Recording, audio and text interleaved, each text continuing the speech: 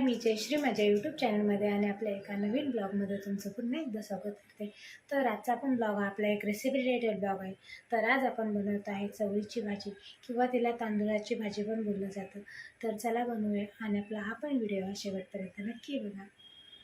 तर इकडे आपण तांदळाची भाजी घेतलेली आहे किंवा हिला चवळीची भाजी पण म्हणतात। तर मी हिला धुवून घेतले, थोड्या ह्याच्यात पाणी राहिले तर ते पण पाणी काढून घ्यायचं। तर आता चला बनवूया। तर इकडे मी कढई गरम करायला ठेवले, तर त्याच्यामध्ये आपण तेल घालून घेऊया। जास्त काही टाइम नाही लागत, लगेच होते, 5 मिनिटांमध्ये भाजी रेडी होते। एकदम सोपी पद्धत आहे।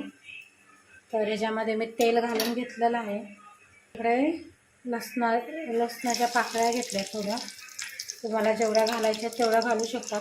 तुम्हाला जर कांदा घालायचा असेल तर कांदा पण घालू शकतात, पण मी काय कांदा घालत नाही, मी फक्त लसूणच यूज करते।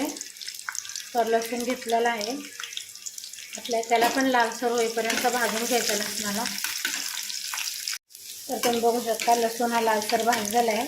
तर आता मी 4-5 मिरच्या कट केलेल्या आहे, तर त्या घालून घेऊया। ती जास्त तिखट नाही आहे मिरची, थोडं तर तिला पण भाजून घ्यायचं।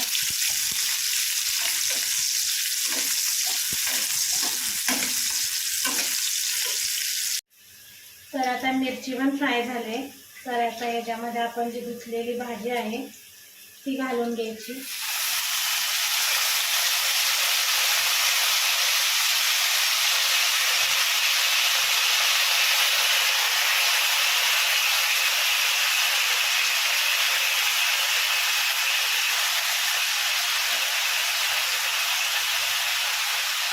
तर याच्यामध्ये भाजी आपण घालून घेतले, आता त्याला पलटी करून घेऊया।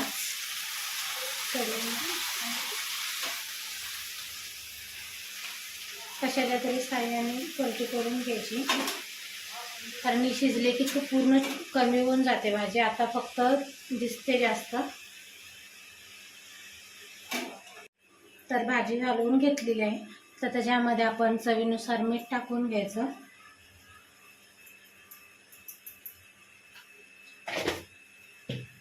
त्याला पण व्यवस्थित मिक्स करून घ्यायचं।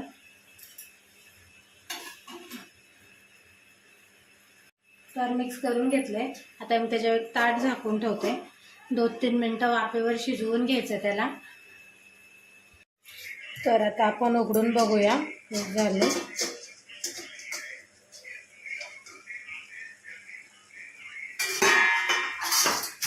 तर तुम्ही बघू शकता पूर्ण पाणी सोडलेलं आहे भाजीने, आणि भाजी मोस्टली शिजलेली पण आहे। जास्त वेळ लागत नाही या भाजीला शिजायला, तर लगेच शिजते, 2 ते 3 मिनिटांमध्ये भाजी शिजते। तर बघू शकता आता पाणी आहे, तर ते पाणी आटण्यासाठी असं 2 मिनिटं तिला शिजून देऊया अजून।